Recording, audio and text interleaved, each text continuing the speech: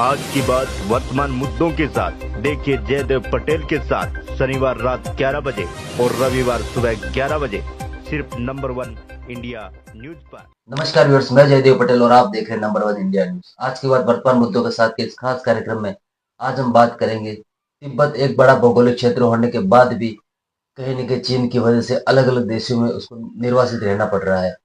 आखिर इसमें भारत का जो सहयोग है ये कितना महत्वपूर्ण है और कैसे, इन्हीं तामुद्र बात के लिए हमारे साथ खास सम्मान है तिब्बत नवनिर्वाचित सरकार के प्रधानमंत्री पेम्पा टिशेरिंग।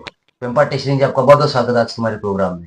पेम्पा टिशेरिंग जी, आपसे मेरा पहला सवाल है कि तिब्बत एक बड़ा भौगोलिक क्षेत्र होने के बाद भी कहीं न कहीं अलग अलग देशों में जिस प्रकार से चीन की वजह से निर्वासित रहना पड़ रहा है, ऐसे में भारत का जो सहयोग है कितना महत्वपूर्ण है और कैसे?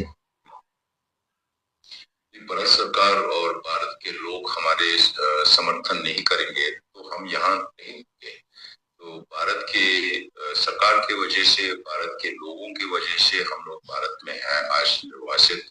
और दुनिया में बहुत निर्वासित लोग हैं, मगर तिब्बती लोगों ने परम पूज्य दलाई लामा जी के नेतृत्व में लोकतंत्र शुरू किया 1960 से, तो अभी तक 65 साल हो गया है। तो परम पूज्य की वजह से दुनिया में जितने भी निर्वासित लोग हैं उनसे अलग हम लोग धर्मशाला हिमाचल में, इंडिया में निर्वासित सरकार भी बनाया, वो भी डेमोक्रेसी सारा लोकतांत्रिक नियम से चल रहा है। वहाँ हमारे 3 pillars of democracy, executive, judiciary, parliament सारा है। और 3 ये इलेक्शन कमीशन, ऑटोनोमस बॉडीज जो है, election commission, public service commission, auditor general office, और हमारे 600 से 1000 तक सिविल सर्वेंट्स भी है। इलेक्शन हर दुनिया में कुछ 27 देशों में अभी तिब्बती लोग फैला हुआ है। तो इलेक्शन 5 साल में होता है। एक हमारे पोजीशन के लिए सीकाउंट जो बोलते हैं, पॉलिटिकल लीडर या प्राइम मिनिस्टर या प्रधानमंत्री आप जो बोलते हैं, और बाकी जो पार्लियामेंट का है वो उसका इलेक्शन एक दिन में होता है पूरा 27 देशों में।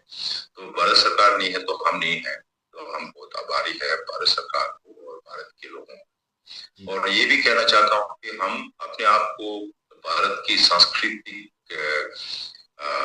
ब्रांच का एक अंग समझते हैं हम, क्योंकि हमारे भाषा जो है तिब्बती भाषा, अगर हम आपको अभी बोले हमारे अल्फाबेट्स भी हिंदी जैसा है, का खा खाना, चा चा छा न्या, था था थाना, आपका उसमें का खा खा ग, चा चा छा ज न्या। तो हमारे सिर्फ 3 कॉन्सोनेंट्स होता है और 4 वोवेल्स होते हैं। हमारे भाषा भी देवनागरी स्क्रिप्ट से आया भाषा। हमारे लेख जो है, भाषा का लेख जो है वो देवनागरी से आया 7th सेंचुरी में, कुछ 1300-1400 साल पुराने हैं।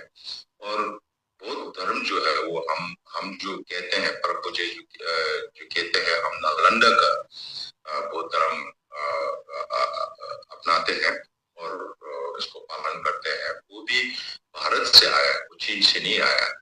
तो उसके वजह से लोगों का सोच और जीना सब डिक्टेट करते हैं। तो हम जैसे हमारे पैदाइश तो भारत में हुआ, हम तिब्बती मानते हैं, मगर दिखने में थोड़ा अलग है, मगर हम अभी भी बोलते रहते हैं कि हम इंडियन जैसे हैं, क्योंकि हमारी सोच भी एक है, क्योंकि धर्म एक है। पेम्पा टिशेरिंग जी, अगर हम बात करते हैं तो कहीं न कहीं दलाई लामा जी के 90 साल से ज्यादा की उम्र हो चुकी है।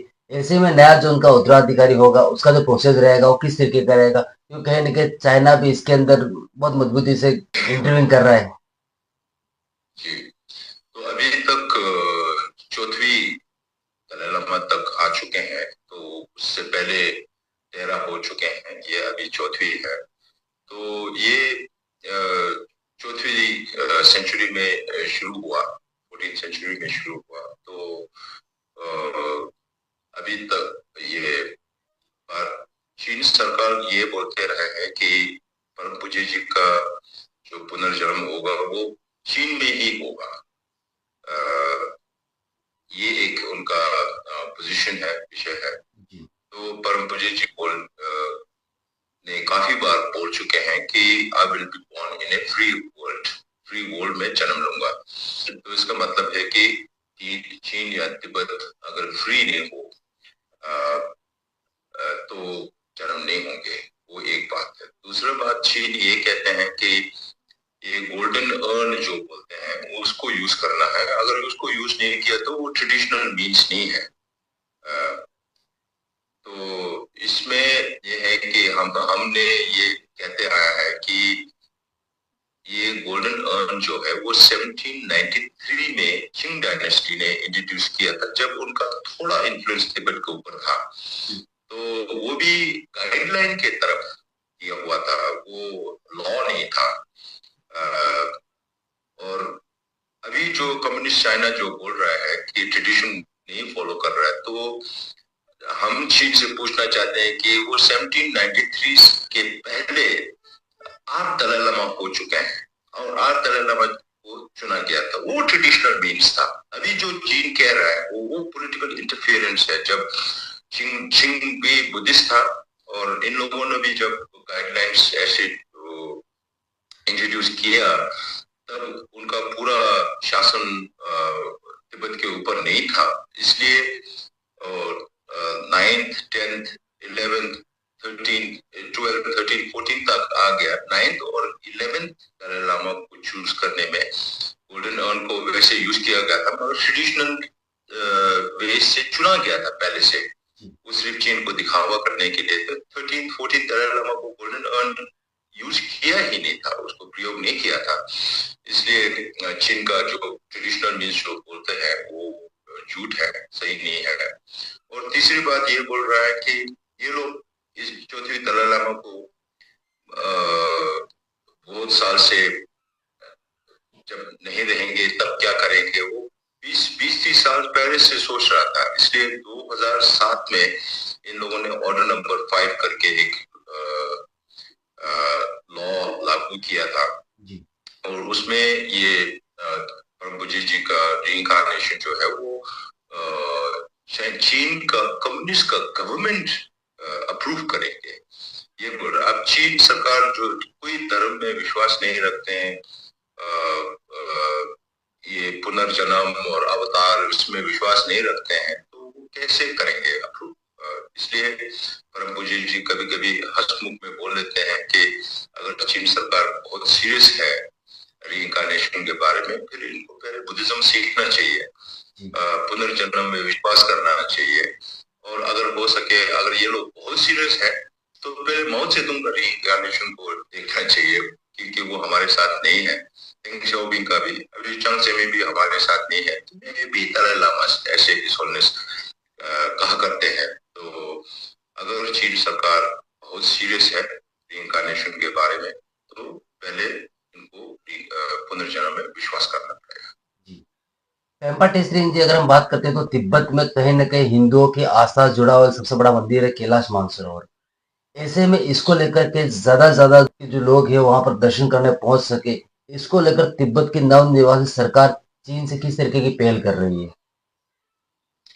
हमारे आवाज वहां तक पहुंचता नहीं है इस विषय पे। तो फिलहाल अभी जो चल रहा है कैलाश मानसरोवर यात्रा, वो तो हालत के वजह से हुआ है, क्योंकि अभी चीन को मार्केट चाहिए, क्योंकि यूएस चीन का ट्रेड वॉर चल रहा है। तो 37% इनका प्रोडक्शन, दुनिया का पूरा प्रोडक्ट्स का 30% चीन लोग प्रोड्यूस करते हैं, उसमें से 37% यूएस को एक्सपोर्ट करते हैं। जब यूएस टैरिफ खड़ा कर लेते हैं तो उनको दूसरा मार्केट चाहिए, भारत भी चाहिए।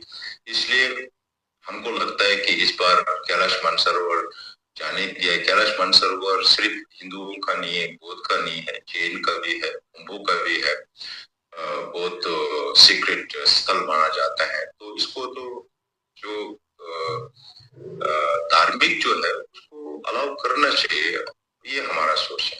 जी, पेम्पा टेसरिंग जी, आपसे मेरा एक आखिरी सवाल है कि तिब्बत की नवनिर्वाचित सरकार के सामने समाज के साथ जो अच्छे संबंध है वो बनाए रखना कितनी बड़ी चुनौती है, ऐसा आपको लगता है? ये काफी मुश्किल है, क्योंकि 27 देशों में जाना है। अमेरिका, सिर्फ अमेरिका में 50 स्टेट्स हैं, उनमें से 29 स्टेट्स में तिब्बती लोग हैं। तो हमको जब अमेरिका जाना होता है, और हमने हमने अभी परम पूज्य जी का उम्र 90 साल हो गया। उससे पहले तो परम पूज्य जी दुनिया भर जाते थे तो सब तिब्बती इकट्ठे हो जाते थे। अब जब परम पूज्य जी का उम्र 90 साल पहुंच गया और पहले जैसे जा नहीं पा रहे हैं, तो हम लोगों को जो लोकतांत्रिक नियम से चुना गया है उनको ज्यादा काम करना है। तो हमने अपने लोगों से प्रॉमिस किया था कि 5 साल में हम 2 बार आएंगे। तो 5 साल में 2 बार जा चुके हैं। अभी जैसे गांव में दोबारा आ रहा हूँ। तो उस जरिए से ये सेंट्रल तिब्बत केंद्रीय तिब्बती शासन और तिब्बती लोगों के बीच में फिजिकली हम लोग डिस्टेंस हो रहा है, मगर दिल से हम लोग नजदीक होना है, वो हम प्रयास कर रहे हैं। वेम्पटी सिंह जी, आपने हमारे लिए समय निकाला, उसके लिए आपका बहुत बहुत धन्यवाद।